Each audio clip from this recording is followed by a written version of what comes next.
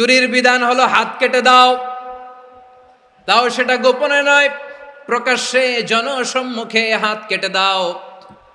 বনু মাখজুমিয়া গোত্রের নারী যখন চুরিতে ধরা পড়লো, সাহাবারা চিন্তায় পড়ে গেলেন।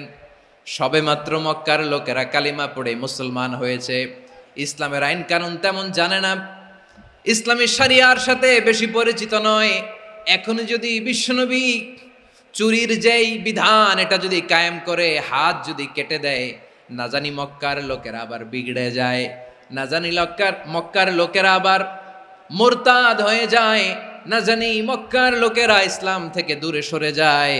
চলো চলো, সাহাবীরা মিলে পরামর্শ করলেন, চলো বিশ্বনবীর কাছে যে বলি, ও নবী, শুধু কেবলমাত্র একমাত্র এই নারীর জন্য চুরির হাত কাটার বিধানটা আপনি একটু থামিয়ে দেন। চুরির হাত কাটার যে বিধান এখানে একটু রহিত করে দেন, বাকিগুলা কইরেন মদিনাতে যে চলবে, কিন্তু মক্কায় এবারের জন্য মাফ করে দেন। কিন্তু কে বলবে? এই যে পরামর্শ, সাজেশন, এটা কে দিবে বিশ্বনবীর কাছে? সাহাবারা চিন্তায় পড়ে গেলেন। আল্লাহর নবীর সামনে দাঁড়িয়ে আল্লাহর দেয়া হুদুদ, আল্লাহর দেয়া বিধান থামিয়ে দেওয়া, মাফ করে দেওয়া, এই কথা বিশ্বনবীর সামনে বলার সাহস তো কেউ রাখে না।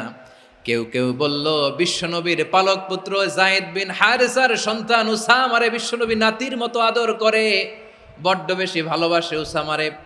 এজন্য সাহাবারা উসামাকে বলতো হিব্বু রাসূলিল্লাহ, বিশ্বনবীর ভালোবাসা। কি বলতো? সাহাবীরা বললেন, বিশ্বনবীর ভালোবাসা হিব্বু রাসূলিল্লাহ, উসামারে পাঠাও। উসামারে বিশ্বনবীর নাতির মতো স্নেহ করে, মায়া করে, ভালোবাসে। আমরা পারবো না, উসামা পারবে। সবাই মিলে ফুলিয়ে ফুসিয়ে ছোট্ট ওসামাকে রাজি করালো। ওসামা এমন এমন কথা যে তুমি বিশ্বনবীর কাছে বলতে হবে, পারবা নাকি? ওসামা বলে, পারবো। সাইয়েদনা ওসামা রাদিয়াল্লাহু তাআলা আনহু তরুণ সাহাবী বিশ্বনবীর কাছে গেলেন, যে বললেন, নবী, বনু মাখজুমিয়া গোত্রের এক নারী চুরিতে ধরা পড়েছে, এবারের জন্য কি এই মহিলাটারে মাফ করে দিলে হয় না? এবারের জন্য একটু ক্ষমা করা যায় না নবী? বিশ্বনবী বলেন, আতাশফাউ ফি হাদ্দিম মিন হুদুদিল্লাহ, তোমার এত বড় সাহস উসামা, তুমি আল্লাহর হাত, আল্লাহর দেয়া বিধান, এটার ব্যাপারে সুপারিশ করতে এসেছো? তোমরা কি জানো তোমাদের আগে যত কওম, যত গোত্র, যত জনপদ ধ্বংস হয়েছে তার কারণ ছিল তাদের মধ্যে গরিবরা অন্যায় করলে তারা বিচার করত, আর ধনীরা অন্যায় করলে তারা মাফ করে দিত। খবরদার! ওয়া আইমুল্লাহ লাউ আন্না ফাতিমাতা বিনতি মুহাম্মাদিন সারাকাত লাকাতা মুহাম্মাদুন ইয়াদাহা। বিশ্বনবী বললেন, ওরে ওসামা, বানু মাখজুমিয়ার ওই প্রেস্টিজিয়াস এন্ড ডিগনিফাইড ফ্যামিলির মেয়ে তো দূর কি বাত, অনেক দূরের কথা। জেনে রেখো ওসামা, আমার কলিজার টুকরা, নয়নের পুটুলি ফাতেমাও যদি মক্কার জমিনে আজকে এই চুরির দায়ে ধরা পড়তো, আমি বিশ্বনবী মুহাম্মাদুর রাসূলুল্লাহ ধরে ফাতেমার ডান হাতটা কেটে দিতে এক বিলম্ব দেরি করতাম না। এই ছিল বিশ্বনবী সাল্লাল্লাহু আলাইহি ইসলামের আদালতের নমুনা। আপনি যদি সাইয়েদনা ওমর ফারুকের জীবনের দিকে তাকান, এমন কঠোর, এমন বীর সেনানী ছিলেন। সাইয়েদনা ওমর ফারুক যদি রাস্তার এই মাথা দিয়ে হাঁটা শুরু করতেন, শয়তান ওমর ফারুককে দেখলে ওই রাস্তা রেখে দিয়ে অন্য রাস্তা দিয়ে হাঁটতো। সুবহানাল্লাহ। ওমর ফারুক রাদিয়াল্লাহু তাআলা আনহু কি পার্সোনালিটি ছিল! আমাদের এলাকায় ছোট বাচ্চারা রাতে ভাত খেতে চায় না, আমার মেয়েটাও খেতে চায় না, এই এটা দিব, ওইটা দিব। আজকে মাহফিলে আসার সময় বলে দিছে লিস্ট করে, এটা এটা আনতে হবে। তো ছোট্ট বাচ্চাদের অনেক বায়না থাকে, ওরা রাতে খেতে চায় না। তো মায়েরা বিভিন্ন ভয় দেখায়, এই বাঘ আসবে, বাঘ আসবে, খাও, এই ভূত আসবে, ভূত আসবে, খাও, ভূত আসবে, বাঘ আসবে, খাও খাও খাও, তাড়াতাড়ি খাও। তো বাচ্চারা এগুলো শুনে ভয়ে খেতে শুরু করে। মদিনার জমিনেও একই ঘটনা ঘটতো। মদিনার ছোট্ট ছোট্ট সোনামণিরা খেতে চাইতো না, তো মায়েরা বলতো, হা হুয়া ইয়াতি উমর, হা হুয়া ইয়াতি উমর, ওই যে ওমর আসতেছে, ওমর। ওমরে ফারুকের কথা শুনলে বাচ্চারা একেবারে ঠান্ডা। প্রভু তুমি বলেছ রাসূল দেবে না, বলনি দেবে না ওমর, বলনি দেবে না হামজা তারিক, খালিদ বিজয় সমর। প্রভু তুমি বলেছ রাসূল দেবে না, বলনি দেবে না ওমর, বলনি দেবে না হামজা তারিক, খালিদ বিজয় সমর। প্রভু তুমি বলেছ রাসূল দেবে না। আল্লাহু আকবার। ওমরে ফারুক রাদিয়াল্লাহু তাআলা আনহু, ওনার কথা শুনলে গায়ের মধ্যে গুজবাম হয়, গায়ের পশমগুলো দাঁড়িয়ে যায়। সুবহানাল্লাহ বলেন। কি পার্সোনালিটি ছিল, কি ব্যক্তিত্ব ছিল। মুনাফিকরা ওমরে ফারুককে জমের মতো ভয় পেতেন। শয়তান, খুদ শয়তান এই রাস্তা দিয়ে আসলে শয়তান অন্য রাস্তা দিয়ে হাঁটতো। ওমরে ফারুক রাদিয়াল্লাহু তাআলা আনহুর জীবনে যদি দেখেন, তাহলে সেখানে আপনি আদালতের, ইনসাফের, সুশাসনের, জাস্টিসের নমুনা দেখতে পাবেন। কয়টা শুনবেন? সাইয়েদনা ওমরে ফারুকের রাদিয়াল্লাহু তাআলা আনহুর সন্তান আব্দুর রহমান মিশরে মদ খেয়ে মদ্যপ অবস্থায় ধরা পড়েছে। মদ খাওয়ার কারণে, মদ যদি কেউ পান করে আর যদি প্রমাণিত হয়, তার বিচার হলো 80 বেত। ওমরে ফারুক রাদিয়াল্লাহু তাআলা আনহুর ছেলে ভুল করে মদ পান করে ফেলেছিলেন। আব্দুর রহমান, ঘটনা ঘটেছে মিশরে। মিশরের গভর্নর তখন আমর ইবনুল আস রাদিয়াল্লাহু তাআলা আনহু। আব্দুর রহমানের ভাই যে গভর্নরকে বলল, গভর্নর যদি একটু দয়া করেন, খলিফার ছেলে আমার ভাই আব্দুর রহমান মদ্যপ অবস্থায় ধরা পড়েছে, জনসম্মুখে যদি আপনি বেত্রাঘাত করেন আমাদের প্রেস্টিজ থাকে না, যদি 80 বেত আপনি মারেন আমার কোনো কথা নাই, কিন্তু ঘরের ভেতরে মারেন।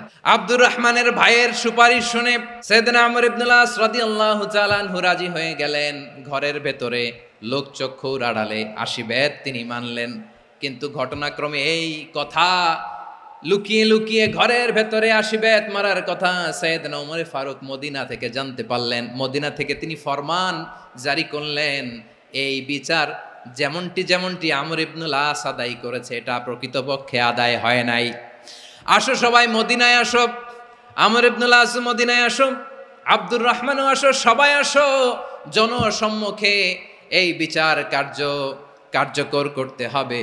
সাইয়েদনা ওমর ফারুক মসজিদে নববীর পিলারের মধ্যে নিজের ছেলেকে বাঁধলেন, আবার জনসম্মুখে 80টা বেত তার গায়ের মধ্যে মারলেন। মিশরে ওমর ফারুক রাদিয়াল্লাহু তাআলা আনহু আমর ইবনুল আসকে গভর্নর করে পাঠালেন। সেখানে আমর ইবনুল আসের ছেলে একটা প্রতিযোগিতায় রানার আপ হয়েছে। এক মিশরি সেখানে চ্যাম্পিয়ন হয়েছে। রানার আপ বুঝতে পেরেছেন তো? রানার আপ সেকেন্ড হয়েছে, এক মিশরি হয়েছে চ্যাম্পিয়ন প্রথম। কিন্তু গভর্নরের ছেলে ও জিততে পারে নাই। ও রাগে ওই মিশরির গায়ের মধ্যে কয়েকটা লাঠি দিয়ে বাড়ি মেরেছে। মিশরি যে মদিনাতে ওমরে ফারুকের কাছে বিচার দিলেন, আপনার গভর্নরের ছেলে অন্যায়ভাবে আমার গায়ে হাত তুলেছে। সাইয়েদনা ওমরে ফারুক আবার ফরমান জারি করলেন, আসো মদিনাতে আসো। মিশরীকে ডাকলেন। ওই মিশরের গভর্নর আমর ইবনুল আস রাদিয়াল্লাহু তাআলা আনহুকে ডাকলেন, তার ছেলেকেও ডাকলেন। সবাই বসে রইল। আমর ইবনুল আস রাদিয়াল্লাহু তাআলা আনহু মাথা নিচু করে বসে আছেন, লজ্জায় কাচুমাচু। হায় হায়, আজকে আমার ছেলের কারণে আমিরুল মুমিনিন খলিফাতুল মুসলিমিন ওমরে ফারুকের কাছে আমি জনসম্মুখে লজ্জিত হচ্ছি। সাইয়েদনা ওমরে ফারুক বললেন, এই নাও লাঠি, গভর্নরের ছেলে তোমার মাথার মধ্যে যতগুলো বাড়ি মেরেছে, আজকে জনসম্মুখে তুমি অতগুলা বাড়ি মারো। মিশরি বলে, থাক, আপনি যে ডেকে আনছেন সবার সামনে এটা বলছেন, এতেই আমি খুশি। আল্লাহু আকবার। আপনার মহানুভবতা দেখে আমি খুশি, আর অপমানের দরকার নাই। ওমরে ফারুক বলে, না, খবরদার, এই কথা মিশরি তুমি বলো না, মারো, যতগুলা বাড়ি মেরেছে মারো। বাধ্য হয়ে মিশরি আমর ইবনুল আসের সামনে ওনার কলিজার টুকরা সন্তানের মাথার মধ্যে বাড়ি মারতে আরম্ভ করলেন। ঠিক যতগুলা বাড়ি গভর্নরের ছেলে আমর ইবনুল আসের ছেলে মিশরির গায়ে মেরেছিল, মাথায় মেরেছিল, মিশরি গুনে গুনে ততটা মারলেন। এই দৃশ্য দেখে ওমরে ফারুক রেগে মেগে আগুন, রাগের চোটে রাগ সামলাতে না পেরে, আর নিজেকে সামলাতে না পেরে মিশরিরে বললেন, ছেলেরে মারা শেষ হয়ে গেলে এবার বাবার টাক মাথার মধ্যে কয়েকটা বাড়ি মার। রাগের চোটে, আউট অফ অ্যাঙ্গার, রাগের চোটে, যে আমার পাঠানো গভর্নর আমর ইবনুল আস তার ছেলেকে কেন আদব তারবিয়া কেন শিক্ষা দিতে পারে না। ছেলেরে মারা হইলে এবার আমর ইবনুল আসের মাথার মধ্যে 2টা মারো। এটা রাগে বলেছেন, এটা শাস্তি হিসেবে না। সুবহানাল্লাহ পড়ে। তোমরা আমাদেরকে সুশাসন শিখাও, আমাদেরকে সুশাসন শিখাও। এক্সট্রা জুডিশিয়াল কিলিং এর কোনো হিসাব নাই। বিচার বহির্ভূত হত্যা, এনফোর্স ডিসঅ্যাপিয়ারেন্স, গুম, যেটা সবচাইতে বড় মানবতা বিরোধী অপরাধ। কত মানুষ যে গুম হয়েছে তার কোনো ইয়ত্তা নাই। যেই ফ্যামিলির সদস্য গুম হয়েছে তারা কি ওই লোকটার জন্য মাগফিরাতের দোয়া করবে? নাকি সুস্বাস্থ্যের দোয়া করবে তারা নিজেরাও জানতো না, কারণ জানে না ও বেঁচে আছে না মরে গেছে। আহা, বিডিআর নওজোয়ানদের যারা ছাড়া পেল দেখলাম, বিনা অপরাধে, কোনো অন্যায় ছাড়া, অপরাধ ছাড়া তাদের জীবন থেকে, তাদের তারুণ্যের, তাদের যৌবনের 15 বছর, 16 বছর, 17 বছর নাই, 6 মাস বয়সের ছোট বাচ্চাকে রেখে জেলে গেছে। 6 মাসের মেয়ে বেরোয় দেখে মেয়ের বয়স 17 বছর। মেয়ে বাবারে চিনে না, বাবা মেয়েরে চিনে না। মেয়েকে এখন বিয়ে দিয়ে আরেক ছেলের হাতে তুলে দিবে। মেয়ের শৈশব বাবা দেখে নাই, মেয়ের কৈশোর বাবা দেখে নাই, মেয়ের তারুণ্য দেখে নাই। আরেক যুবককে দেখলাম 14 বছরের 14 দিনের সংসার, 2 সপ্তাহের সংসার শেষে জেলে গেছে। কত যুবকের যে স্ত্রী চলে গিয়েছে ফ্যামিলি ছেড়ে, কারণ জানে না তো কবে আসবে, কি হবে, কেউ জানতো না। দাম্পত্য জীবনের মাত্র 14 দিনের স্মৃতি, এই স্মৃতিকে আঁকড়ে ধরে এক বোন 16টা বছর, 17টা বছর কাটিয়ে দিয়েছে। আমি নিউজটা দেখে ভাবলাম, আমার এই বোনের প্রতিটি দিন কিভাবে কেটেছে, প্রতিটি রাত কিভাবে কেটেছে, প্রতিটি ক্ষণ কিভাবে কেটেছে। বিশ্বনবী বলেছেন, ইত্তাকি দাওয়াতাল মাজলুম ফাইন্না লাইসা বাইনাহু ওয়া বাইনাল্লাহি হিজাব। মাজলুমের কান্নাকে ভয় করো, কারণ মাজলুমের কান্না আর আল্লাহর মাঝে কোনো পর্দা থাকে না। আমরা আর এরকম কোন জুলুম বাংলাদেশে দেখতে চাই না, জোরে বলেন ঠিক কিনা? আর কেউ নতুন করে জালিম হোক আপনারা চান? আবার নতুন করে কেউ ফ্যাসিস্ট হোক আপনারা চান? এক দল আরেক দলকে নিশ্চিহ্ন করার রাজনীতিতে মেতে উঠুক এটা আপনারা চান? আমরা বাংলাদেশকে আদল দিয়ে সাজাতে চাই।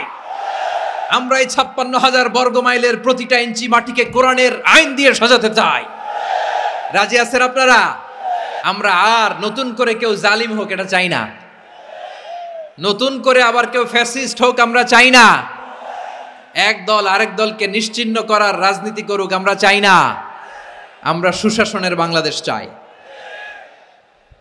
আমরা মানবিক বাংলাদেশ চাই, আমরা একটা সমৃদ্ধ বাংলাদেশ চাই, আমরা বিশ্বের বুকে সম্মান নিয়ে মাথা উঁচু করে দাঁড়াতে চাই, ঠিক কিনা বলেন? নিশ্চয়ই আল্লাহ তাআলা তোমাদেরকে ন্যায় বিচারের আদেশ দেন, সদাচরণের আদেশ দেন, তিনি তোমাদের নিকটাত্মীয়দেরকে দানের আদেশ দেন, আর তিনি তোমাদেরকে অশ্লীলতা থেকে নিষেধ করেন, মন্দ কাজ থেকে নিষেধ করেন, অবাধ্যতা সীমা লঙ্ঘন থেকে নিষেধ করেন। তিনি তোমাদেরকে উপদেশ দেন যাতে তোমরা শিক্ষা গ্রহণ করো। সুবহানাল্লাহ। উপদেশ দিচ্ছে স্বয়ংকে, সুবিচার ন্যায় বিচারের আদেশ তিনি দেন, ইহসানের আদেশ দেন যাতে আমরা ইহসান করি, একে অপরের প্রতি সুবিচার করি, মহানুভবতা দেখায়, অনুগ্রহ দেখায়, আর নিকট আত্মীয়দেরকে যেন আমরা দান করি। এই 3টা আদেশ তিনি দিয়েছেন। আর কোন 3টা জিনিস থেকে তিনি বারণ করেছেন? অশ্লীলতা, ফাহশা, মুনকার, মানে সব মন্দ আর অসৎ কাজ, এগুলো থেকে তিনি আমাদেরকে বারণ করেন। ওয়াল বাগি, অবাধ্যতা, সীমা লঙ্ঘন, এই 3টা কাজ থেকে তিনি আমাদেরকে বারণ করেন। তিনি আমাদেরকে উপদেশ দেন, স্বয়ং আল্লাহ তাআলা আমাদেরকে উপদেশ দেন যাতে করে আমরা শিক্ষা গ্রহণ করি। সুবহানাল্লাহ পড়ে। তাহলে আসুন আমরা ধরে ধরে একটা একটা করে সামনের দিকে আগাই। আল্লাহ তাআলা প্রথমে আমাদেরকে আদেশ দিয়েছেন আদালের, ইন্নাল্লাহা ইয়া'মুরু বিল আদল। আওয়াজ করে বলুন আল আদাল। ইন্নাল্লাহা ইয়া'মুরু বিল আদল। আল্লাহ তাআলা আমাদেরকে আদলের আদেশ দেন। আদল অনেকে না বুঝলেও আদালত শব্দটা বুঝবেন। আদালত, আদালত, আদালত বুঝেন না? যেখানে বিচার কার্যের ফয়সালা করা হয়, কোর্ট কাচারি আদালত, এটা তো ভেরি কমন। এটা শুনছেন না সবাই? আদালত, যেখানে ন্যায় বিচার হবে, সুশাসন হবে। কিন্তু ভাগ্যের কি নির্মম পরিহাস, ওখান থেকে মিথ্যা সাক্ষী দিয়ে মনমতো রায় দিয়ে দেয়া হয়। এগুলোর পরিবর্তন হওয়ার দরকার আছে না নাই? প্রিয় ভাইয়েরা, আদালত, আল আদল, ইংরেজিতে বলে জাস্টিস, ন্যায় বিচার, সুবিচার, সুশাসন, জাস্টিস, আল আদাল, সব জায়গায় এই জাস্টিস থাকা দরকার। Justice should be prevailed in the society. The mission of all prophet was to uphold the justice. সব নবীর মিশন ছিল এই জাস্টিসকে, আদালকে, সুশাসন আর সুবিচারকে নিশ্চিত করা। পড়েন সুবহানাল্লাহ। And the core message of every divine scripture was to uphold justice. পৃথিবীর সব আসমানি কিতাবের মূল শিক্ষা ছিল এই জাস্টিসকে সমাজে এনশিওর করা, সুবিচার সুশাসনকে এনশিওর করা। তাহলে প্রিয় ভাইরা, আমরা বুঝতে পারলাম আল আদ শব্দের মানে হচ্ছে ইনসাফ বা সুবিচার বা ন্যায় বিচার। এটা হচ্ছে একটা general meaning, very general meaning. আপনি যদি ইন ডেপথ বুঝতে চান, আরো ভেতরে যান, তাহলে আদাল মানে হচ্ছে সমন্বয়, আদাল মানে হচ্ছে ভারসাম্য, ব্যালেন্স। আদাল মানে হচ্ছে মধ্যম পন্থা। সুবহানাল্লাহ পড়েন। কারণ সব সময় সমান সমান হইলেই সুবিচার হয় না। কথা কি বুঝতেছেন? ইসলামের দ্য কনসেপ্ট অফ আদাল, এটা এমন আদাল, এটা সব সময় সমান সমান নয়। যখন সমান সমান দেয়া দরকার, ইসলাম সমান সমান দেয়। যখন ব্যালেন্স করা দরকার, চেক এন্ড ব্যালেন্স, সমন্বয়, ভারসাম্য করা দরকার, তখন ইসলাম ভারসাম্য করে দেয়। এটার নাম আদাল। সুবহানাল্লাহ। সহজ করে আপনাদেরকে বুঝাই, যেমন ধরুন একটা পরিবারের 3 জন সদস্য, স্বামী, স্ত্রী আর সন্তান।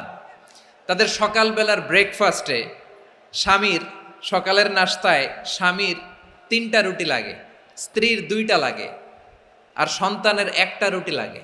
এখন আমি যদি সমান সমান করে আদল করতে চাই, সবাইকে যদি 3টা করে রুটি দেই, তাহলে স্বামী বেচারার জন্য ঠিক আছে? কি বলেন? কথা কি বুঝতেছেন না কষ্ট হয়ে যাচ্ছে? যদি সমান সমানের নিয়মে আগাই, তাহলে 3টা করে যদি রুটি দেই, স্বামীর জন্য ওকে, কিন্তু স্ত্রীর জন্য 1টা বেশি হয়ে যায়। আর সন্তানের জন্য কয়টা বেশি হয়? আচ্ছা, এই তো বুঝতেছেন, মাশাআল্লাহ। আচ্ছা, 2টা করে যদি সবাই দেই সমান সমান নীতিতে, তাহলে স্ত্রীর জন্য, স্ত্রী বেচারির জন্য ঠিক আছে, কিন্তু স্বামীর কয়টা কম পড়ে? আর সন্তানের বেশি হয়ে যায় কয়টা? আচ্ছা, সমান সমান নীতিতে সবাইকে যদি সকালের নাস্তার জন্য 1টা করে রুটি দেই, সন্তানের জন্য ঠিক আছে, কিন্তু স্ত্রী বেচারির কম পড়ে কয়টা? স্বামীর কম পড়ে কয়টা? 2টা। কথা কি বুঝতেছেন? আর আমি যদি স্বামীকে দেই 3টা, স্ত্রীকে দেই 2টা, আর সন্তানকে দেই 1টা, তাহলে কারো অপচয় হবে না। যার যতটুকু দরকার ঠিক ততটুকুই কাজে লাগবে। চিল্লায় বলেন ঠিক কিনা?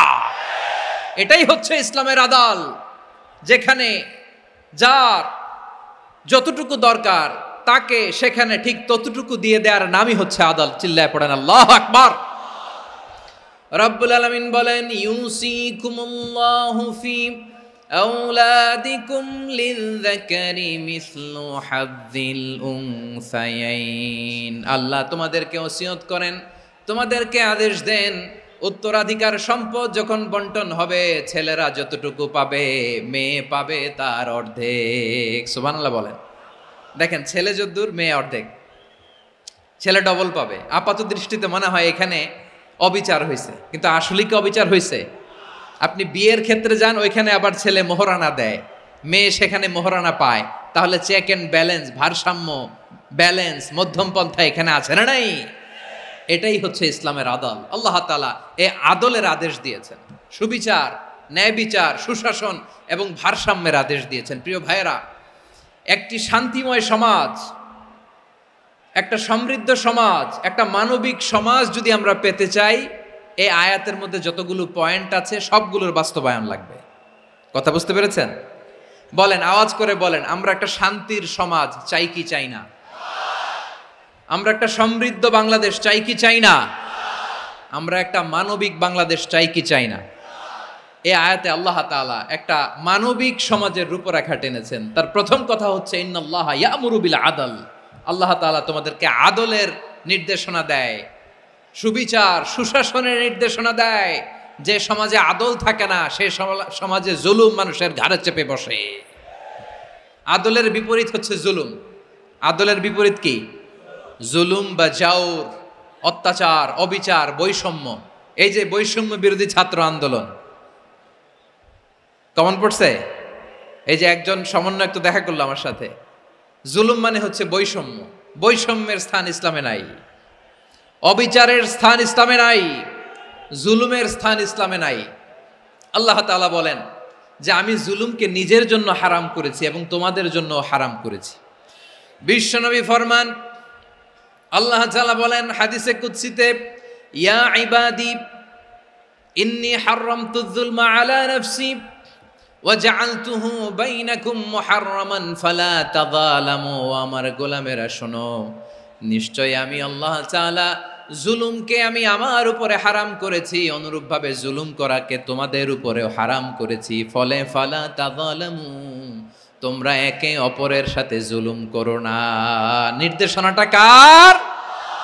খবরদার, জুলুমের সাথে আমাদের কোনো সম্পর্ক নাই। আল্লাহ তাআলা আদলের আদেশ দিয়েছেন, আদালতের আদেশ দিয়েছেন, সুশাসনের ন্যায় বিচারের আদেশ দিয়েছেন। ইন্নাল্লাহা ইয়ামুরু বিল আদল, আমাদেরকে আদল প্রতিষ্ঠা করতে হবে। জুলুমের সাথে ইসলামের কোনো সম্পর্ক নাই। আল্লাহ বললেন, এটা যদি তোমরা চাও, একটা সমৃদ্ধ সমাজ যদি বিনির্মাণ করতে চাও, মানবিক সমাজ যদি বিনির্মাণ করতে চাও, আমি তোমাদেরকে সেজন্য প্রথমে আদালতের নির্দেশ দিলাম। ইন্নাল্লাহা ইয়ামুরু বিল আদল, নিশ্চয় আল্লাহ তাআলা তোমাদেরকে ন্যায় বিচার, সুশাসন এটার আদেশ দেন। সুবহানাল্লাহ। আদাল, ন্যায় বিচারের আদেশ আল্লাহ তাআলা কোরআনের বিভিন্ন আয়াতে দিয়েছেন। আল্লাহ তাআলা বলছেন, ইন্নাল্লাহা يأمركم أن تؤدوا الأمانات إلى أهلها وإذا حكمتم بين الناس أن تحكموا بالعدل إن الله نعم ما يعظكم به إن الله كان سميعا بصيرا। আল্লাহ তাআলা বললেন, আল্লাহ আদেশ দিচ্ছেন, যে ব্যক্তি আমানতের হকদার তার হাতে তোমরা আমানত পৌঁছে দাও। আর যখন তোমরা বিচার কার্য করবে, বিচার ফয়সালা করবে, আদালতের সাথে করো। সুবহানাল্লাহ বলেন। ওয়াইদা হাকামতুম বাইনান নাসি আন তাহকুমু বিল আদল, আদালতের সাথে করবা। আল্লাহ তাআলা বলেন, যারা জাজ হবে, বিচারক হবে, তাদের যদি বাদী বিবাদীর কারো সাথে শত্রুতা থাকে, কারো সাথে যদি কোনো ধরনের রেষারেষি থাকে, আল্লাহ বলেন বিচার কার্য করতে যে ওই শত্রুতা রেষারেষির কারণে আদালতের বাইরে যে অবিচার করে বিচার করো না।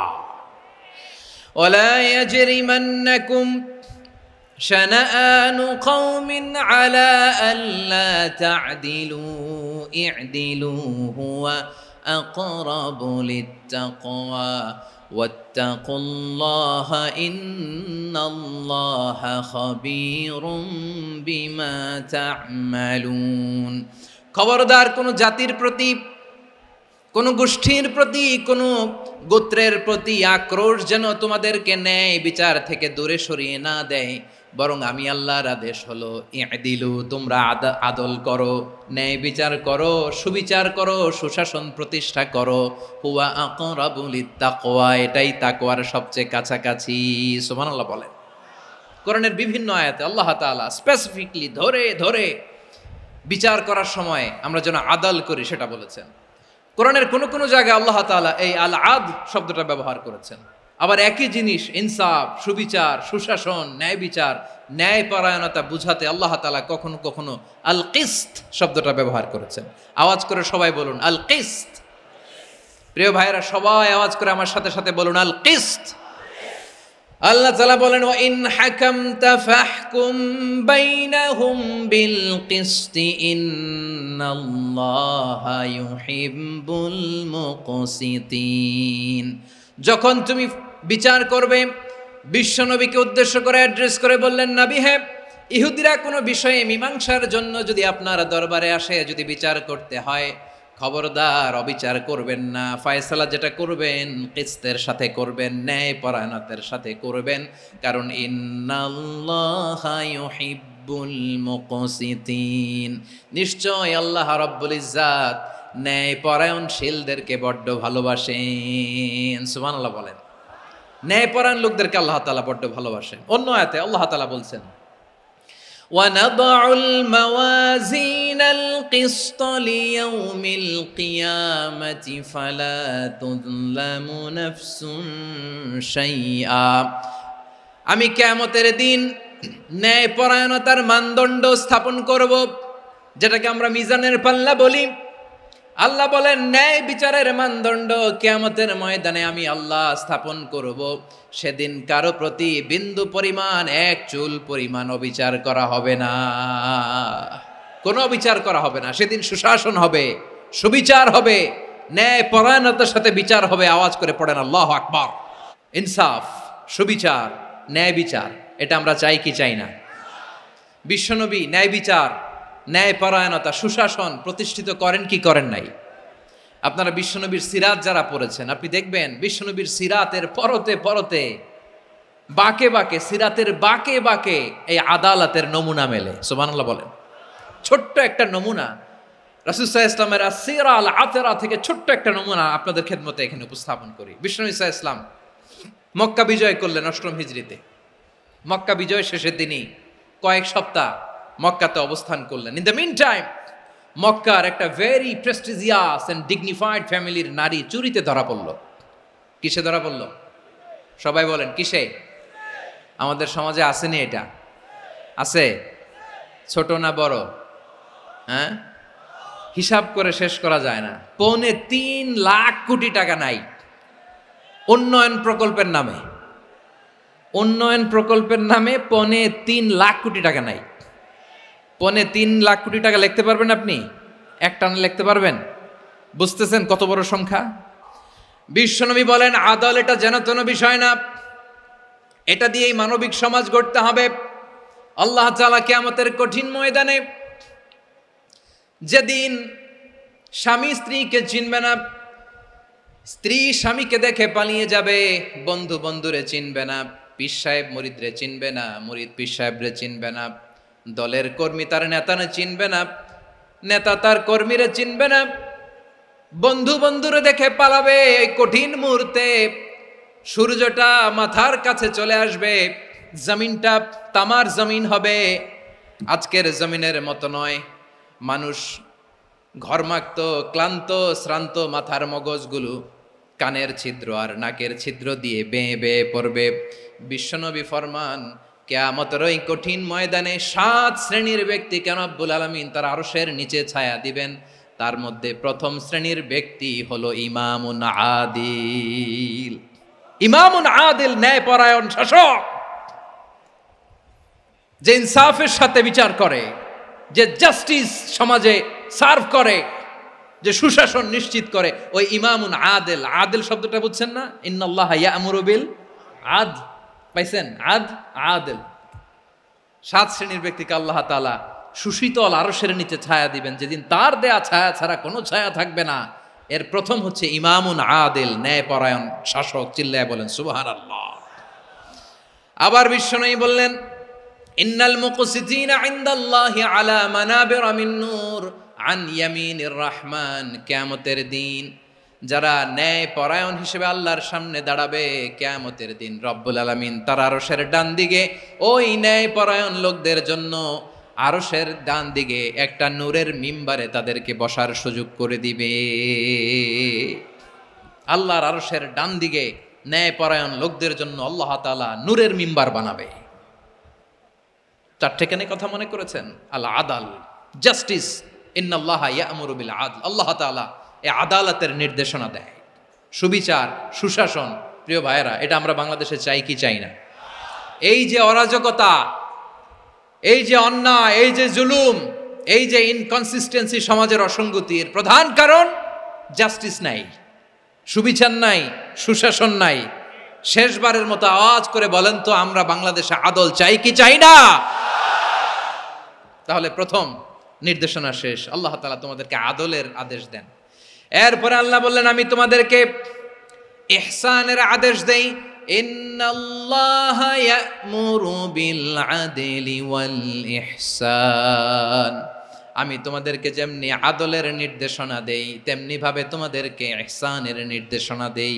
ইহসান, আওয়াজ করে সবাই বলেন তো ইহসান। সবাই বলেননি? সবাই বললে এতটুকু আওয়াজ হবে আমি বিশ্বাস করি না। আওয়াজ করে বলুন আল ইহসান।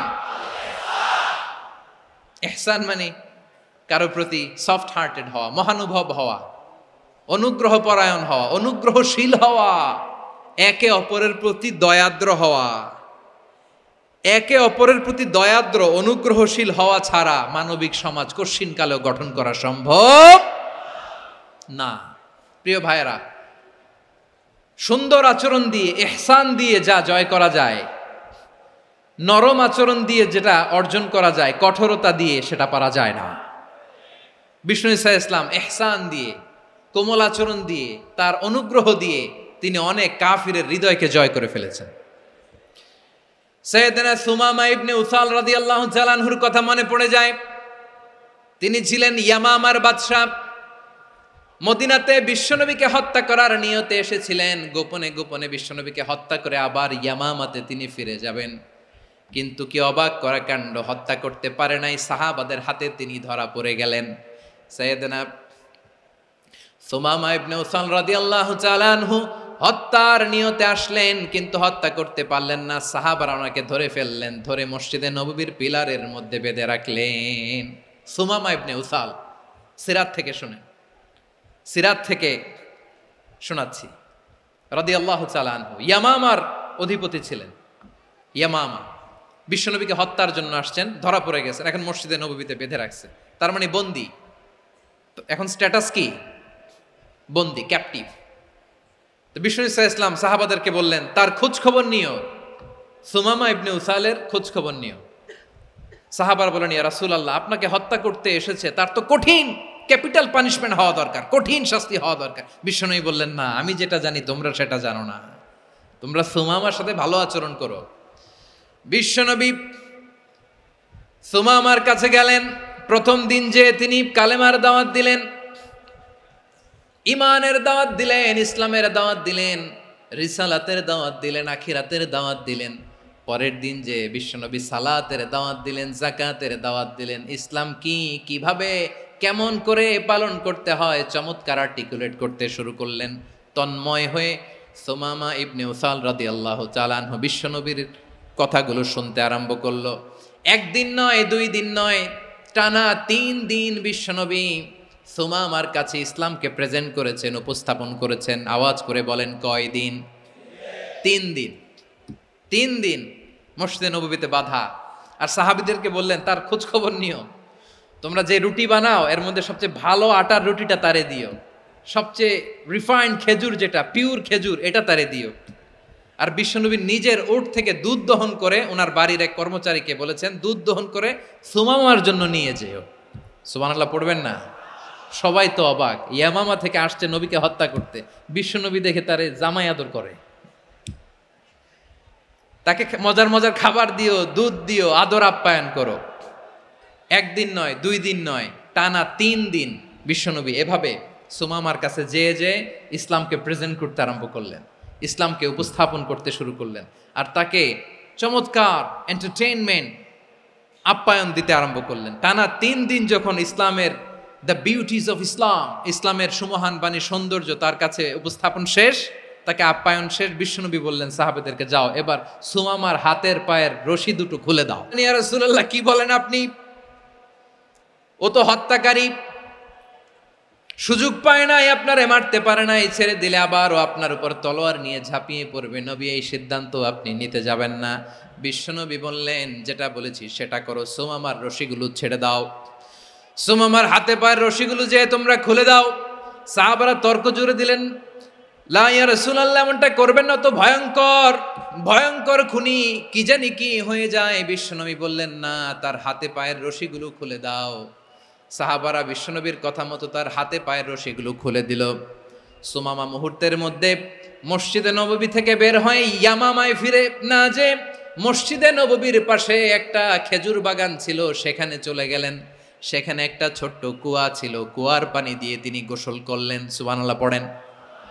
কুয়ার পানি দিয়ে গোসল করে মসজিদে নববীর সামনে এসে বিশ্বনবী এবং সাহাবাদের সামনে দাঁড়িয়ে সাব্বাবা উঁচু করে বললেন, আশহাদু আল্লা ইলাহা ইল্লাল্লাহ ওয়া আশহাদু আন্না মুহাম্মাদান আবদুহু ওয়া রাসূলুহু। আল্লাহু আকবার। আমি সাক্ষ্য দিচ্ছি আল্লাহ ছাড়া কোনো ইলাহ নাই, আর মুহাম্মদ আল্লাহ তাআলার প্রেরিত বান্দা এবং রাসূল। প্রিয় ভাইয়েরা, ইহসান দিয়ে যা জয় করা যায়, কঠোরতা দিয়ে সেটা কঠিনকালেও জয় করা যায় না। আওয়াজ করে বলেন, ঠিক কি না? এবার সুমামা দাঁড়িয়ে বলে, ওগো নবী, আমি তো কালিমা পড়ে মুসলমান হয়ে গেলাম, এবার শোনেন, এই মুহূর্তের আগে আপনার চেহারার চাইতে নিকৃষ্ট কোনো চেহারা আমার কাছে ছিল না, কিন্তু শাহাদা পাঠ করার পরে আপনার চেহারার চাইতে উত্তম শ্রেষ্ঠ কোনো চেহারা আমার কাছে আর নাই। ও নবী, আজকের দিনের আগে ইসলাম ধর্মের চেয়ে নিকৃষ্ট অপছন্দনীয় কোনো ধর্ম আমার কাছে ছিল না, কিন্তু এই মুহূর্ত থেকে ইসলামের চেয়ে সেরা শ্রেষ্ঠ পছন্দনীয় কোনো ধর্ম আমার কাছে নাই। নবী গো, আজকের দিনের আগে মদিনার চাইতে অপছন্দনীয় নিকৃষ্ট কোনো শহর আমার কাছে ছিল না, কিন্তু এই মুহূর্তের পর থেকে মদিনার চাইতে কোনো শ্রেষ্ঠ শহর আমার জানা নাই। সে ছিল গমের বড় ডিলার, গম বেচতো। কি বেচতো? তার গম কিনে মক্কার লোকেরা রুটি খাইতো। সে ঘোষণা দিল, আজকে থেকে মক্কাবাসীদের জন্য সব গম আমি হারাম করে দিলাম, মক্কাবাসী এখন না খেয়ে মরে। সুবহানাল্লাহ পড়বেন না? মক্কাবাসী বিশ্বনবীর কাছে আসলেন, এসে বললেন, মুহাম্মদ, আমরা তো তোমার ভাই, তোমার চাচা, তোমার ভাতিজা, তোমার আত্মীয়, তুমি সুমামারে বলো সে যেন আবার গমের সাপ্লাই মক্কার জন্য অনুমতি দিয়ে দেয়। বিশ্বনবীর অনুমতি ক্রমে সুমামা আবার মক্কাতে গম পাঠাতে শুরু করলো। পড়েন সুবহানাল্লাহ। ইহসান, ইহসান দিয়ে আপনি যেটা জয় করতে পারবেন, you can win the heart of your enemies. ইহসান দিয়ে আপনি আপনার শত্রুর হৃদয়কে জয় করতে পারবেন। আওয়াজ করে বলেন ঠিক কিনা? এজন্য আল্লাহ বললেন, ওয়া আনফিকু ফি সাবিলিল্লাহি ওয়া লা তুলকু বিআইদিকুম ইলাত তাহলুকা ওয়া আহসিনু ইন্নাল্লাহা ইউহিব্বুল মুহসিনিন। তোমরা আল্লাহর রাস্তায় দান করবে আর নিজেরা নিজেদেরকে ধ্বংসের হাতে ঠেলে দিও না। তোমরা একে অপরের প্রতি ইহসান করবে, কারণ ইহসানকারীদেরকে আল্লাহ বড্ড ভালোবাসেন। সুবহানাল্লাহ পড়েন। আবার সূরা রহমানে আল্লাহ বললেন, হাল জাযাউল ইহসানি ইল্লাল ইহসান ফাবিআইয়ি আলা, সবাই পড়েন, ফাবিআইয়ি আলাই রাব্বিকুমা তুকাযযিবান। ইহসানের প্রতিদান হিসেবে ইহসানি হয়। বিশ্বনবী সুমামার প্রতি যেমন ইহসান করেছেন, সুমামাও ঠিক তেমন ইহসান ফিরিয়ে দিয়েছে। ঠিক কিনা বলেন? তাহলে এক নম্বরে হচ্ছে আদ, ন্যায় বিচার। দুই নম্বরে সবাই বলেন ইহসান, সদাচরণ। ইহসান দুই ধরনের প্রিয় ভাইরা, ইহসান ফিল ইবাদা, ইহসান ফিল মুআমালা। ইহসান ফিল ইবাদা হচ্ছে একাগ্র অনুভবে ইবাদতে ডুব দেওয়া, এর নাম ইবাদতের ইহসান। সুবহানাল্লাহ পড়েন। বিশ্বনবী বলেন ইহসান মানে কি জানো নাকি? হাদিসে জিবরিলে সাইয়েদনা জিবরিল আলাইহিস সালাম বিশ্বনবীকে বললেন, আখবিরনি আনিল ইহসান। নবী আমাদেরকে বলেন ইহসান মানে কি? বিশ্বনবী বললেন, আনতা আবুদাল্লাহা কাআন্নাকা তারাহু ফাইন লাম তাকুন তারাহু ফাইন্নাহু ইয়ারাক। ইহসান মানে হলো এমন ভাবে তুমি আল্লাহর সামনে নিজেকে উজাড় করে ইবাদত করবে, তুমি ভাববে তুমি আল্লাহকে দেখতে পাচ্ছ। আর এটা যদি ভাবা তোমার জন্য কঠিন হয়ে যায়, অন্তত এতটুকু তুমি ভাববা যে আল্লাহ তোমাকে দেখতে পাচ্ছেন। ঠিক কিনা বলেন? ও আমার বীর চট্টলার ভাইয়েরা, কেউ যেটা দেখে না সেটা দেখে কে? এই বিশ্বাস হৃদয়ের মধ্যে আছে? নামাজে যখন দাঁড়ান এই ফিলিংসটা আনা যাবে? হ্যাঁ, এশার সালাত তো এখনো হয় নাই না? আলোচনা শেষে এশার সালাত এখানে অনুষ্ঠিত হবে, তাই না? আচ্ছা বলুন তো, আমরা এশার সালাত পর্যন্ত বেঁচে থাকবো এই গ্যারান্টি আছে কার কার? হাত তোলেন। কয়েকজন হাত তুলছে পেছনে, না বুঝে তুলে ফেলছে। এশা পর্যন্ত যে আমরা হায়াত পাবো কোনো গ্যারান্টি আছে? সবাই আওয়াজ করে বলেন, গ্যারান্টি আছে? গ্যারান্টি নাই। এই জন্য বিষ্ণু ইসলাম বলেছে, এমন ভাবে নামাজে দাঁড়াও, ইবাদত করো, মনে করো হতে পারে এটাই আমার জীবনের শেষ নামাজ।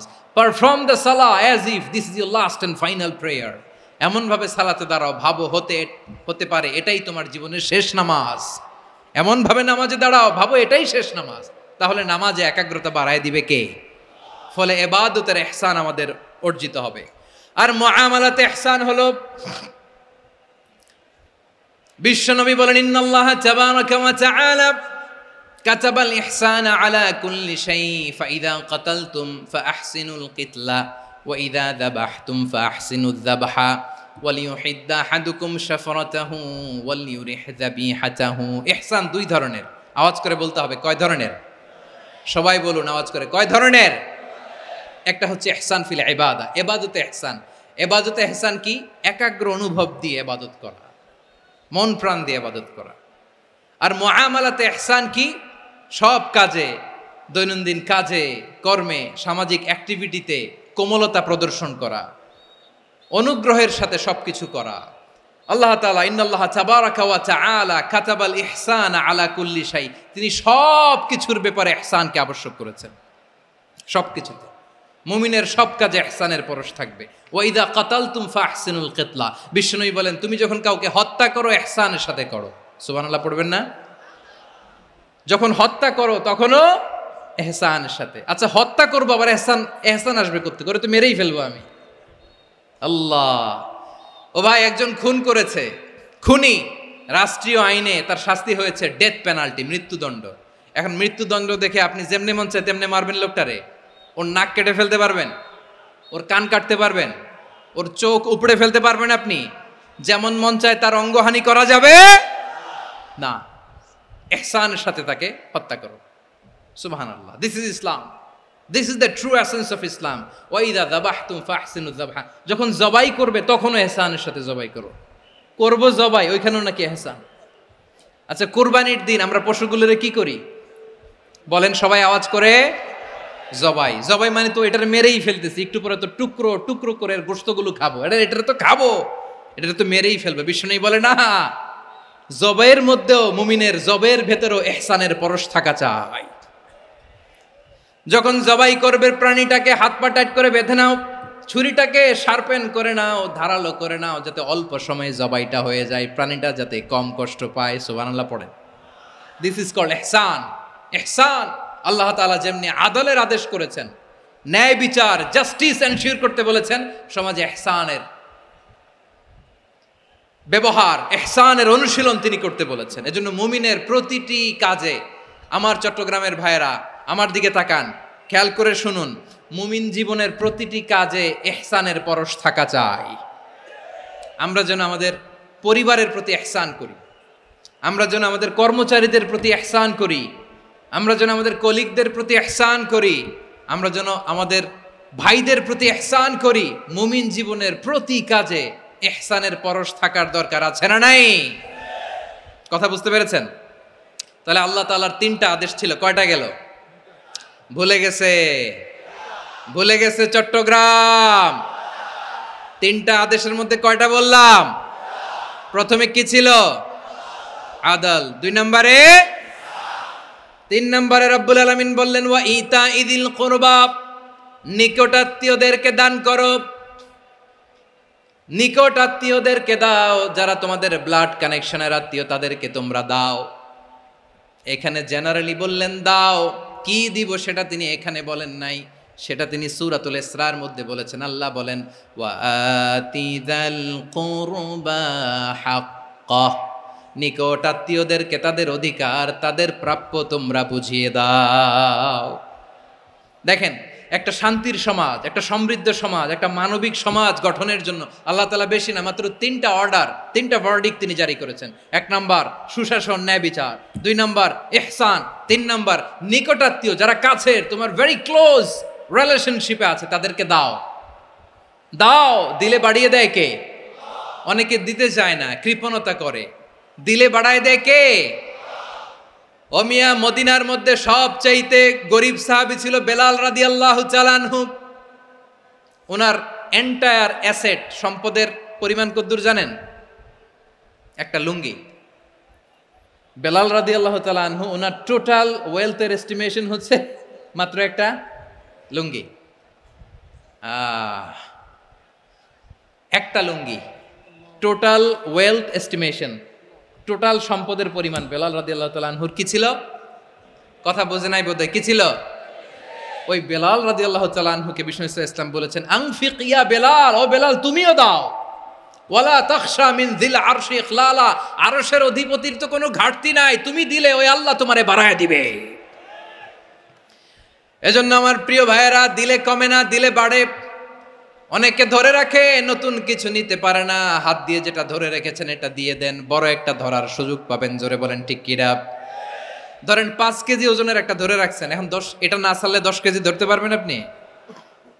আচ্ছা 10 কেজির জিনিস একটা আছে হাতে, ওইটা যদি ছেড়ে দেন তাইলে না 15 কেজি ধরতে পারবেন। কথা বলেন ঠিক কিনা? তাহলে দিলে বাড়িয়ে দেয় কে? রব্বুল আলামিন বললেন 3 নাম্বার আদেশ হলো তোমাদের প্রতি সমাজটারে কেমন করে মানবিক সমাজ, সুন্দর সমাজ গড়বা। 3 নম্বর আদেশ হলো ওয়াতিদাল কুরবা হাক্কা, নিকটাত্মীয়দেরকে তাদের প্রাপ্য বুঝিয়ে দাও। এই নিকটাত্মীয়দেরকে তাদের অধিকার বুঝিয়ে দেওয়া, প্রাপ্য বুঝিয়ে দেওয়াতে আমাদের গাফলতি আছে না নাই? চট্টগ্রামে নাই? মাশাআল্লাহ আছে, আছে। অনেকে দেখবেন অনেক আল্লাহওয়ালা তাহাজ্জুদ গুজার, সেজদা দিতে দিতে কপালে কালো দাগ ফেলে দিছে, সে তার বোনের হকটা আদায় করে নাই। আছে না নাই? হ্যাঁ, এখানেও আছে। সর্বনাশ। অনেক বড় হাজী সাহেব, বিশাল লম্বা দাড়ি, ছেলেরে সব দিয়ে দিছে, মেয়েরে কিছু দেয় নাই, মেয়ের হক আদায় করে নাই। আছে না নাই? এই হাজী সাহেবেরা, এই আল্লাহওয়ালারা কিয়ামতের ময়দানে আটকে যাবে। আপনি অন্যের অধিকার নষ্ট করেছেন, তাদের রাইটসকে ভায়োলেট করেছেন। এজন্য আল্লাহ তাআলা বলেন, কারো অধিকার যদি কেউ নষ্ট করে, ওই সমাজটা মানবিক সমাজ কঠিনকালেও হতে পারে না। এজন্য 3 নম্বর আল্লাহ বললেন ওয়া ইতা ইদিল কুরবা, নিকটাত্মীয়দেরকে দাও। কি দিবা? তাদের অধিকার দিয়ে দাও। বোনের অধিকার বুঝিয়ে দাও, মেয়ের অধিকার বুঝিয়ে দাও, ফুফুর অধিকার বুঝিয়ে দাও। দেখবেন অনেক মায়েরা ছেলের পাতে মুরগির রান দেয়, মেয়ের পাতে দেয় মুরগির ঠ্যাং। এরকম আছে না নাই? ছেলেরা কি দেয়? মুরগির। মেয়ের পাতে কি দেয়? তো মেয়ের কি মুরগির রান খেতে মনে চায় না? মনে চায় না? এমনটা করা যাবে না। নিকটাত্মীয়দেরকে অধিকার দিয়ে দাও, নিকটাত্মীয়ের সাথে সুসম্পর্ক রাখো। আদেশটা কার? এজন্য প্রিয় ভাইয়েরা, জীবনে যদি বারাকা অর্জন করতে চান, নিকটাত্মীয়দের সাথে সুসম্পর্ক রাখতে হবে, তাদের জন্য উপহার পাঠাতে হবে। বিশ্বনবী বলেন লা ইয়াদখুলুল জান্নাতা কাতে, যে ব্যক্তি আত্মীয়তার সম্পর্ককে ছিন্ন করে দেয়, সে কঠিনকালেও আল্লাহর জান্নাতে ঢুকবে না। আপনি কি এটারে সহজ হাদিস মনে করছেন? এটা সহজ কথা। আপনি ভাবছেন আপনার নামাজ আপনারে বাঁচাতে পারবে, আপনার রোজা বাঁচাতে পারবে, আপনার তাহাজ্জুদ আপনারে বাঁচাতে পারবে? আপনি অধিকার নষ্ট করলে কিছুই আপনারে বাঁচাতে পারবে না। এজন্য নিকট আত্মীয়দেরকে দিতে হবে বেশি বেশি। বিশ্বনবী বলেন ইন্না সাদাকাতা আলাল মিসকিনি সাদাকা ওয়া আলা যির রাহিমি ইসনাতান সাদাকাতুন ওয়া সিলা। মিসকিন রে দান করলে শুধু দানের সওয়াব হয়, নিকট আত্মীয়কে দান করলে 2টার সওয়াব হয়, সাদাকার সওয়াব হয়, আবার আত্মীয়তার বন্ধন অটুট রাখার সওয়াব হয়ে যায়। আবার বিশ্বনবী বললেন মান সাররাহু আইয়ুবসাতা লাহু ফি রিজকিহি ওয়া ইউনসা লাহু ফি আসারিহি ফালইয়াসিল রাহিমা, যে ব্যক্তি তার রিজিকের প্রশস্ততা চায় আর হায়াতে বরকত চায়, সে যেন তার আত্মীয়ের সাথে সুসম্পর্ক রাখে। আমার প্রিয় চট্টলার ভাইয়েরা, আমাদের রিজিক বাড়ুক, এটা আমরা চাই কি চাই না? সবাই চান? হ্যাঁ, আমাদের রিজিকে প্রশস্ততা আসুক, চাই কি চাই না? আমাদের হায়াতে বরকত আসুক, আমরা চাই কি চাই না? এই 2টা যদি চান, তাহলে নিকটাত্মীয়দের সাথে সুসম্পর্ক রাখবেন। পারবেন? তাহলে সমাজটারে মানবিক সমাজ বানায় দিবে কে? 3টা আদেশ চলে গেল। কয়টা? আওয়াজ করে বলেন। 1 নম্বরে কি ছিল? 2 নম্বরে, 3 নম্বরে নিকটাত্মীয়দেরকে দান। আপনাদেরকে আরো শোনার আগ্রহ আছে? আপনাদের মনোযোগ আছে না গেছে? কষ্ট হচ্ছে না? মাশাআল্লাহ, মাশাআল্লাহ। তাকবীর পড়ুন, লিল্লাহি তাকবীর।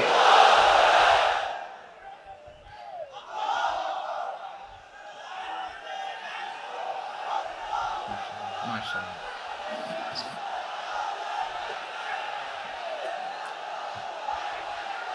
আমার প্রিয় ভাইয়েরা, আল্লাহ তাআলা 3টা জিনিসের যেমনি আদেশ করেছেন, অনুরূপভাবে 3টা বিষয় তিনি বারণ করেছেন, নিষেধ করেছেন। ওগুলোর কাছেও যাওয়া যাবে।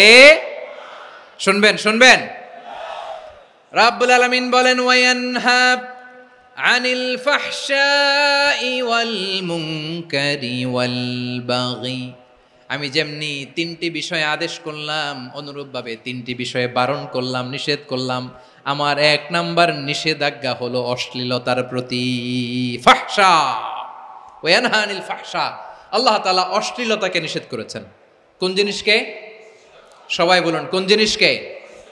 যত ধরনের, যত টাইপের, যত ক্যাটাগরির অশ্লীলতা হতে পারে, সব অশ্লীলতাকে হারাম করেছেন কে? ফাহশা মানে কি? কথায়, কাজে, আচরণে, কমেন্ট, ফেসবুকের কমেন্টসে যত ধরনের নোংরামো আছে, যত ধরনের অশ্লীলতা আছে, এটাকে আরবিতে বলে ফাহশা। এটাকে কি বলে? রাব্বুল আলামিন বলেন, কুল ইন্নামা হাররামা রাব্বিয়াল ফাওয়াহিশা মা যাহারা মিনহা ওয়া মা বাতান। ও নবী, আপনি বলে দেন, আমার রব প্রকাশ্য অপ্রকাশ্য, স্পষ্ট কিংবা অস্পষ্ট, দৃশ্যমান কিংবা অদৃশ্যমান সব অশ্লীলতাকে হারাম করেছেন। সব ধরনের অশ্লীলতা হারাম, সব ধরনের। আল্লাহ তাআলা আমাদেরকে অশ্লীলতা থেকে বাঁচায়, অশ্লীলতা থেকে তিনি আমাদেরকে হেফাজত করুক, পড়েন আমিন। এবার বলেন, আমাদের সমাজে অশ্লীলতা আছে না নাই? চট্টগ্রামে নাই? আমি কই নাই, ওনারা বলে আছে। দেখছেন, আমি সামহাও বাঁচায় দেওয়ার ট্রাই করতেছি, আমি সামহাও বাঁচায় দেওয়ার ট্রাই করতেছি, ওনারা বলে আছে। অশ্লীলতা নানা ভাবে, নানা নামে, নানা মোড়কে আমাদের সমাজে আছে না নাই? সংস্কৃতির নামে, ফ্যাশনের নামে, বিনোদনের নামে, উপন্যাসের নামে, কনসার্টের নামে অশ্লীলতা আছে না নাই? আপনি দেখেছেন কনসার্টগুলোর অবস্থা? এই যে আতিফ আসলাম যে আসছে আমাদের দেশে, তারপর কে কে আসছে, আমাদের তরুণ তরুণীরা, আমাদের যুবক যুবতীরা, আমাদের জেনজিরা, কি অবস্থা ওইখানে? হ্যাঁ, কি অবস্থা? কে বাঁচাবে ওদের? কে রক্ষা করবে ওদের ইমানের, ওদের চরিত্রের হেফাজতের গ্যারান্টি কে দিবে? কনসার্টের নামে অশ্লীলতা আছে না নাই? ছেলে মেয়ে একে অপরকে জড়ায় ধরতেছে, একে অপরকে চুমু খাচ্ছে, প্রকাশ্যে দিবালোকে গণমানুষের সামনে। আল্লাহ তাআলা এই অশ্লীলতা থেকে আমাদেরকে বেঁচে থাকতে বলেছেন, বেঁচে থাকতে বলেছেন। রূপালী জগতের নামে অশ্লীলতা আছে না নাই? এই টার্মটা আপনারা জানেন না? রূপালী জগৎ কি জগৎ? আসলে কি রূপালী জগৎ না অন্ধকার জগৎ? আমার বোনেরা, আপনাদেরকে যে কি বলে তারা বুঝায়, রূপালী জগৎ শুনেই আপনি ভরকে যাবেন না। রূপালী জগতে যে নারী যত বেশি উলঙ্গ, সে নাকি তত বেশি সাহসী। জানেন, বলে এটা একটা সাহসী নারী, খুব সাহসী পদক্ষেপ তার।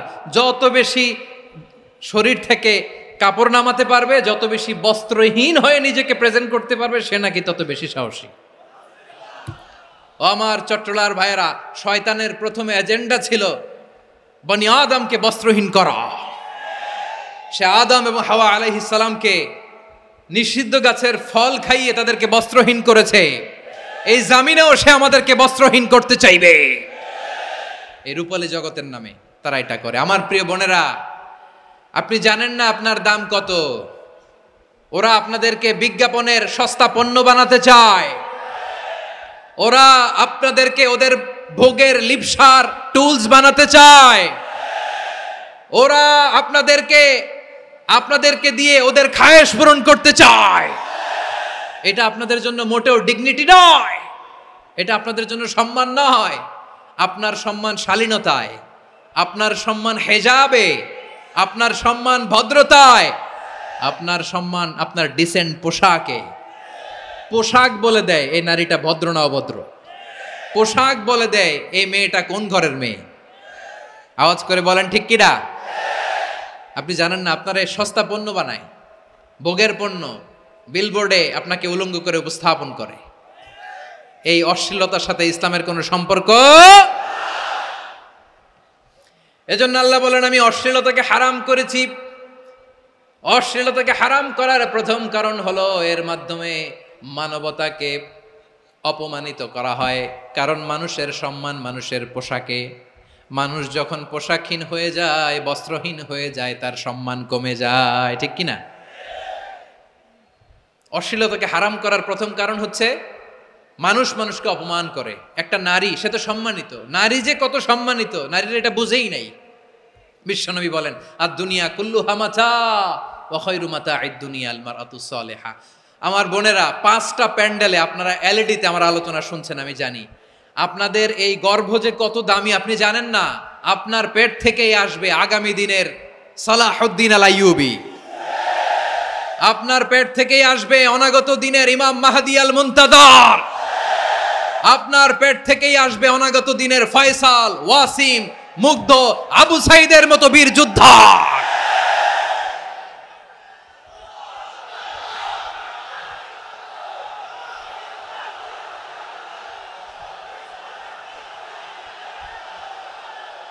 আমার প্রিয় বোনেরা, আমার প্রিয় বোনেরা, বিশ্বনবীর কথার ওজন খেয়াল করেন। আর দুনিয়া কুল্লুহা মাতা ওয়া খায়রু মাতা'আদ দুনিয়াল মারআতুস সালিহা। দুনিয়ার সবকিছুই অ্যাসেট, এর মধ্যে সবচেয়ে দামি অ্যাসেট নেককার নারী। আপনার গর্ভ যে কত দামি আপনি জানেন না। নিজের সময়টাকে কাজে লাগান, কোরআন পড়েন, সুন্নাহ পড়েন। আপনার অনেক দায়িত্ব ঘরে। You are the MD of your family. একটা family it's a very big institution. পরিবার একটা অনেক বড় প্রতিষ্ঠান। And you are the MD of your institution. আপনি এই পরিবারের MD, managing director of your family. এখানে আপনার কত দায়িত্ব। আপনি ছেলেমেয়েদেরকে তারবিয়া করবেন। আপনি আপনার স্বামীর জন্য ঘরটারে জান্নাতের নীর বানাবেন। আপনার জন্য জান্নাতের ডুপ্লেক্স বাড়ি ওইখানে তৈরি করে রাখবে কে? আপনি যে কত দামি আপনি জানেন না। নারীদেরকে আল্লাহ বানিয়েছেন উচ্চতর করে, নিম্নতর নয়। নারীদেরকে ছোট্ট জিনিস দিলে এটারে বড় করে দেয়। নারীদেরকে ভ্রূণ দিলে, শুক্রাণু দিলে নারী এটারে বাচ্চা হিসেবে উপহার দেয়, ঠিক কিনা? বিয়ের মাধ্যমে স্বামী যখন তার শুক্রাণু তার স্ত্রীকে উপহার দেয়, স্ত্রী রিটার্নে কি উপহার দেয়? ফুল ফর্ম বেবি, মানব সন্তান। দেখছেন, আপনি দিলেন একটুক, উনি দিছে বিশাল। আপনি যদি নারীকে বাজার এনে দেন, নারী এটাকে সুস্বাদু খাবারে রূপান্তর করে দেয়। আপনি তাকে একটা মুচকি হাসি দিয়ে দেন, সে তার কলিজা দিয়ে দেয়। কিন্তু যদি আপনি তার মনে কষ্ট দেন, সে আপনার জীবনকে জাহান্নাম বানায়া দেয়। খবর আছে, নারীর মন বুঝতে পারলে নেয়ামত, বুঝতে না পারলে কিয়ামত। ঠিক কিনা বলেন? আমার প্রিয় বোনেরা, আপনি যে কত দামি আপনি জানেন না। জানেন না আপনি কত দামি, অনেক দামি আপনি। আপনাদেরকে যেন ভোগের সস্তা পণ্য বানাতে না পারে, আপনাদেরকে সচেতন থাকতে হবে, সজাগ থাকতে হবে, কনসার্ন থাকতে হবে। শয়তানের ওই হাতছানির দিকে আর নজর দেওয়া যাবে না। তাহলে কেন আল্লাহ তাআলা এই ফাহশা, অশ্লীলতাকে হারাম করলেন? 1 নাম্বার, এতে হিউম্যান ডিগনিটি কমে। 2 নাম্বার, এতে মানুষের অধিকার নষ্ট হয়। আপনি বিয়ে করেছেন, এরে পরকিয়া করেন, ওর সাথে এরকম আছে না নাই? স্ত্রীর অধিকার নষ্ট করেছেন। আপনি বিবাহ সম্পর্কে আবদ্ধ হয়েছেন তার সাথে, আপনি পরকিয়া করেন ওই ছেলের সাথে, আপনি আপনার হাজবেন্ডের সাথে বিট্রে করেছেন। এজন্য আল্লাহ অশ্লীলতাকে হারাম করেছেন। অশ্লীলতাকে হারাম করার আরেকটা কারণ হচ্ছে আল্লাহ তাআলা এই হিউম্যান জেনারেশনকে এটাকে প্রিজার্ভ করতে চায়।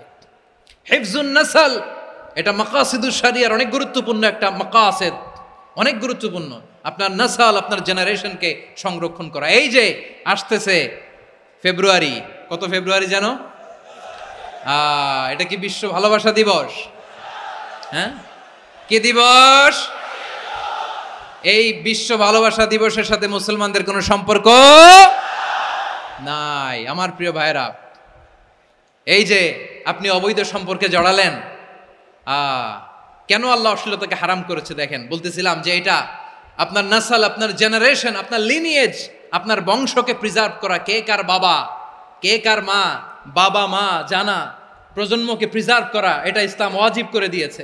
এই যে অবৈধ সম্পর্কের কারণে, বিশ্ব বেহায়া দিবসের কারণে, এগুলোর আউটকাম, আউটপুট হিসেবে মাঝে মাঝেই ঢাকা মেডিকেলের ডাস্টবিনে নবজাতকের বাচ্চার কান্নার আওয়াজ শুনতে পাওয়া যায়। চট্টগ্রাম মেডিকেলের ডাস্টবিনে নবজাতকের কান্না শুনতে পাওয়া যায়।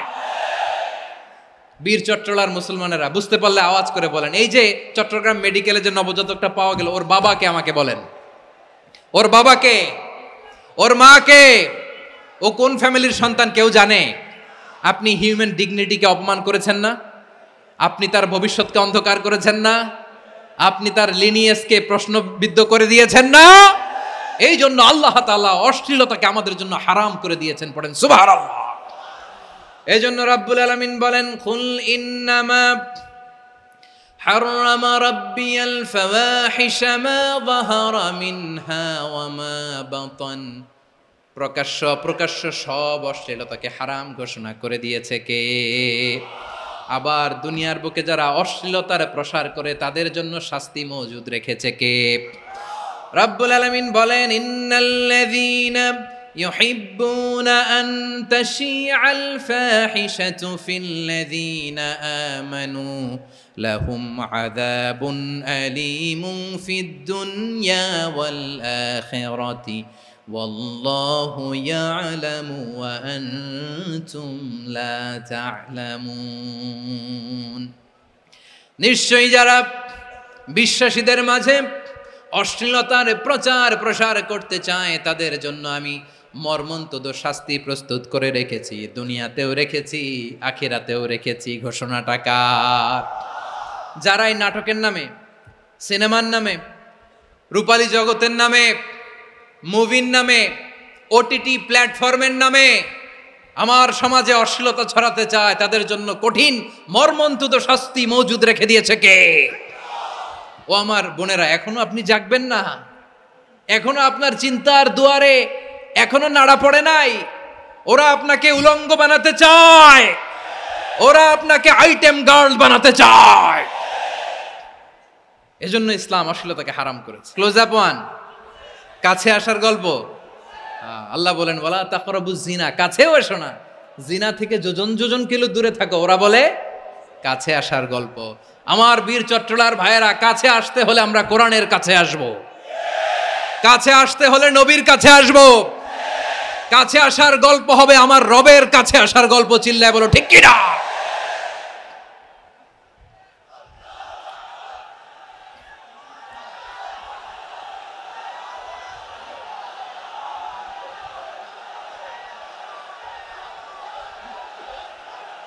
বসুন বসুন আমার ভাইয়েরা।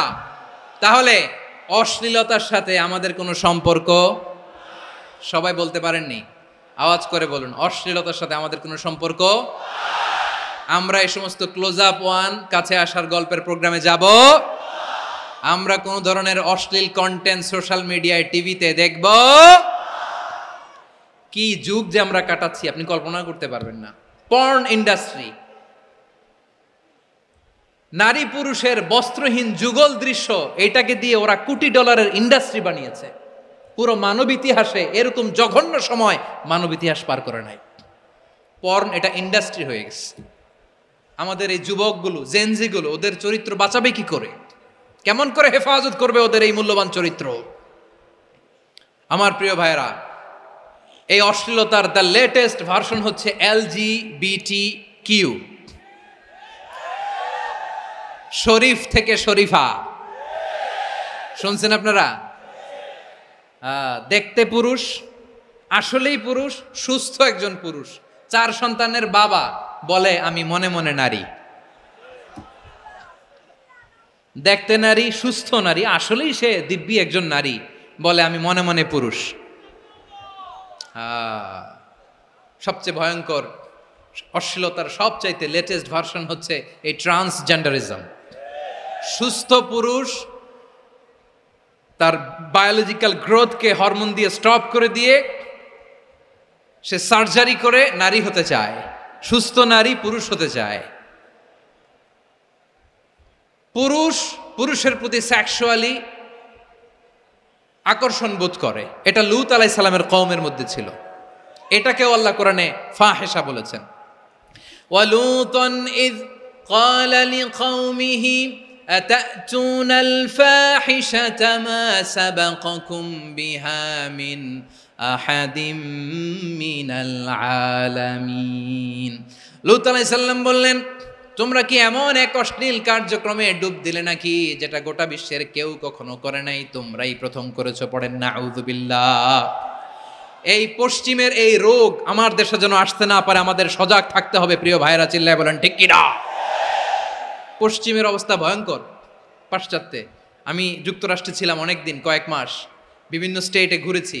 গার্ডিয়ানরা উদ্বিগ্ন, ছেলে মেয়েদেরকে, ছোট্ট ছেলে মেয়ে, ওদেরকে জিজ্ঞেস করে, তুমি how do you feel right now inside yourself? তুমি ভিতরে ভিতরে কেমন ফিল করো? তোমার কি ছেলে ছেলে লাগে না মেয়ে মেয়ে লাগে?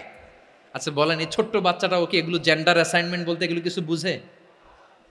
এইভাবে মিসগাইড করা হচ্ছে। কৌতূহল বশত ছোট্ট ছেলে যদি বলে আমার তো মেয়ে মেয়ে লাগে, তখন বলে যে না তুমি মেয়ে, ছেলে না। মা বাবা বাধা দিলে ওকে আলাদা গভর্নমেন্ট হাউসে নিয়ে যায়। ভয়ঙ্করতম অবস্থা। আমরা একটা সময়ে শুনতাম যে হুজুর আমার ছেলেটা খুব ভালো, হাফেজে কোরআন, আল্লাহওয়ালা। হুজুর আমার ছেলে দাড়ি রাখছে, আল্লাহওয়ালা। হুজুর আমার ছেলে 5 ওয়াক্ত সালাত জামাতের সাথে পড়ে, তার মানে আল্লাহওয়ালা। পশ্চিমে যে আমি কি শুনছি জানেন? ওরা বলে হুজুর আমার ছেলেটা ইউনিভার্সিটির একটা মেয়ের সাথে প্রেম করে, ও খুব আল্লাহওয়ালা, হুজুর দোয়া করবেন। এর কারণ ওদের কাছে আল্লাহওয়ালার ক্রাইটেরিয়া হচ্ছে হুজুর আমার ছেলেটা আরেক ছেলের পছন্দ করে নাই, আমার মেয়েটা আরেক মেয়েকে ভালোবাসে নাই, এজন্য আমার ছেলেটা আল্লাহওয়ালা, হুজুর ওর জন্য একটু দোয়া করে দিয়েন। কি চ্যালেঞ্জ ওরা ফেস করতেছে। ওনার ছেলে যে আরেক ছেলেরে বিয়ে করবে না, এটাতেই উনি খুশি যে আলহামদুলিল্লাহ আমার ছেলেটা একটা মেয়েরে ভালোবাসে, আমার মেয়েটা একটা ছেলেরে ভালোবাসে, মানে এটা খুব আল্লাহওয়ালা। নাউজুবিল্লাহ পড়তে পারলেন না? এজন্য অশ্লীলতার সাথে আমাদের কোনো সম্পর্ক। রব্বুল আলামিন বলেন ওয়ায়ানহা আনিল ফাহশাই ওয়াল মুনকারি ওয়াল বাগি, তিনটা জিনিসকে আমি নিষিদ্ধ করলাম। এক নাম্বার হলো ফাহশা, অশ্লীলতা। 2 নম্বরে হলো মুনকারের সমস্ত মন্দ কাজ। আপনাদের মনোযোগ আছে না? শেষ করে দিব? আর 2-1 মিনিট শুনবেন? আচ্ছা বলি তাহলে, আর 2-1 মিনিট। তাহলে নিষেধাজ্ঞা জারি করেছেন 3টা জিনিসের উপর। 1 নাম্বার কি? ফাহশা, অশ্লীলতা। 2 নাম্বার মুনকার। মুনকার মানে হচ্ছে যত মন্দ কাজ, খারাপ কাজ, বাজে কাজ, এটার বলে মুনকার। এটার কি বলে? আপনারা পড়ছেন না? তা'মুরুনা বিল মা'রুফি ওয়া তানহাউনা আনিল মুনকার। ভালো কাজের আদেশ, সৎ কাজের আদেশ, অসৎ কাজের নিষেধ। মুনকার, মুনকার হচ্ছে মানুষের স্বাভাবিক বিবেকবোধ যেটাকে খারাপ বলে, ওইটাই মুনকার। পৃথিবীর সব আসমানি গ্রন্থ যেটাকে খারাপ বলেছে, মানুষের স্বাভাবিক বিবেকবোধ যেটাকে খারাপ বলেছে, এগুলো সব মুনকার। যেমন ইফটিজিং, এটা কি ভালো না খারাপ? মজুদদারি, খাদ্যে ভেজাল দেওয়া, ওজনে কম দেওয়া, মাছে ফরমালিন মিশানো, চাঁদাবাজি, টেন্ডারবাজি, দখলবাজি, এগুলো আমাদের স্বাভাবিক বিবেকেই বলে এগুলো খারাপ, এগুলো হচ্ছে মুনকার। আল্লাহ তাআলা এই মুনকার থেকে আমাদেরকে বেঁচে থাকতে বলেন, আর শয়তান এই মুনকারের প্রতি আমাদেরকে উদ্বুদ্ধ করে।